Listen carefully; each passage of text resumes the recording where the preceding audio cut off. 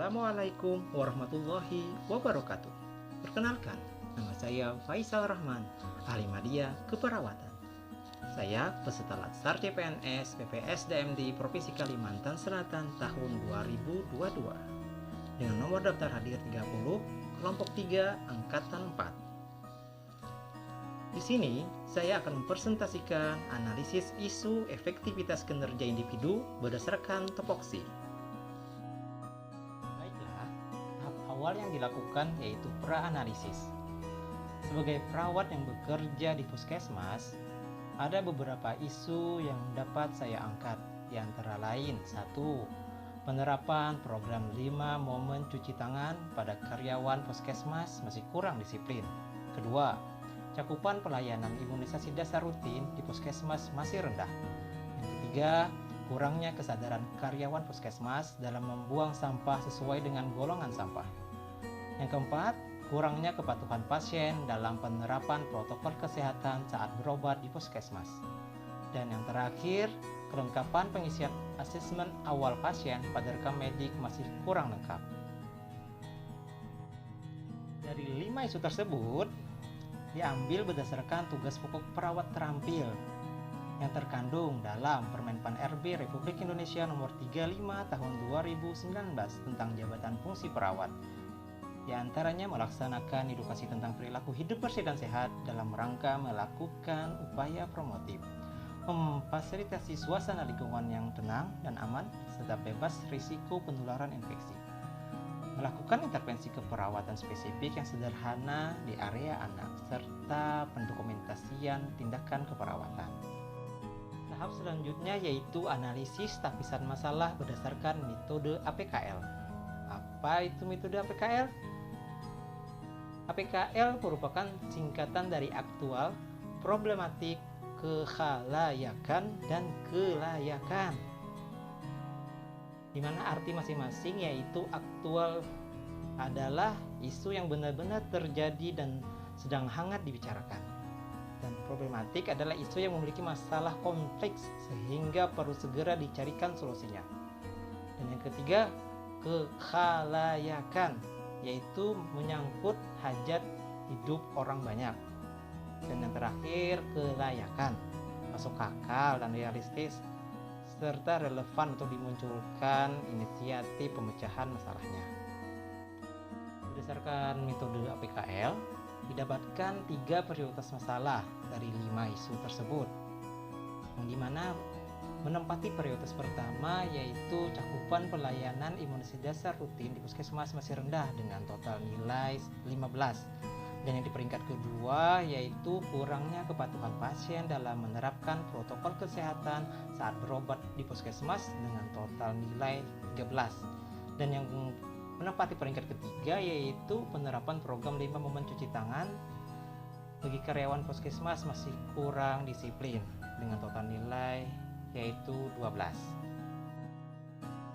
Dari ketiga isu tersebut, kita lakukan lagi analisis tapisan masalah berdasarkan metode USG. Apa itu metode USG?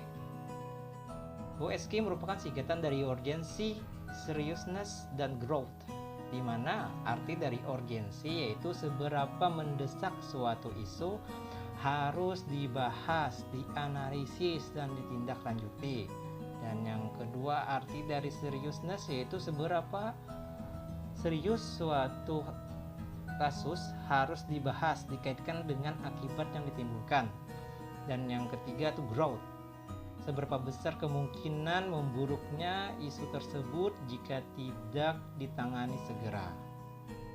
Jadi berdasarkan metode WSG didapatkan prioritas masalah utama yaitu cakupan pelayanan imunisasi dasar rutin di puskesmas masih rendah dengan total nilai 11. Dan prioritas kedua yaitu kurangnya kepatuhan pasien dalam penerapan protokol kesehatan saat berobat ke puskesmas dengan total nilai 10. Dan prioritas ketiga yaitu penerapan program 5 momen cuci tangan pada karyawan puskesmas masih kurang disiplin. Selanjutnya kita masuk ke diagram fishbone, di mana masalah utamanya yaitu cakupan pelayanan imunisasi dasar rutin di puskesmas masih rendah. Terdapat 5 faktor yang mempengaruhi, yaitu adanya di manusia, metode, dana, sarana dan prasarana, serta lingkungan. Di faktor manusia didapatkan yaitu orang tuanya sering takut dan cemas, anaknya demam dan rewel saat disuntik. Yang kedua, ya, tenaga pelaksananya masih kurang. Pada faktor metode, penyuluhan dan sosialisasi ke masyarakat masih kurang menarik, serta kurang dukungan lintas sektor. Di faktor dana, tidak adanya anggaran untuk memberikan reward bagi anak yang lengkap imunisasinya. Serta pada faktor sarana dan prasarana didapatkan yaitu tempat posyandu masih ada yang jauh dari sasaran dan masyarakat yang sering berpindah-pindah.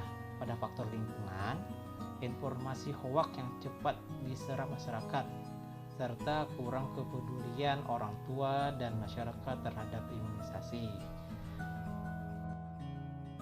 Setelah tahu akar masalahnya menggunakan diagram fishbone, selanjutnya kita cari alternatif pemecahan masalahnya dengan menggunakan analisis SWOT, di mana SWOT adalah singkatan dari strength, kekuatan, weakness, kelemahan, dan opportunities, peluang, serta threat, ancaman. Di mana dalam kasus yang kita angkat, yang termasuk dalam strength, kekuatan, yaitu ketersediaan obat imunisasi yang cukup di puskesmas, tersedianya tenaga yang kompeten untuk pelaksanaan imunisasi, tersedianya petugas yang handal dalam pemberian promkes tentang imunisasi.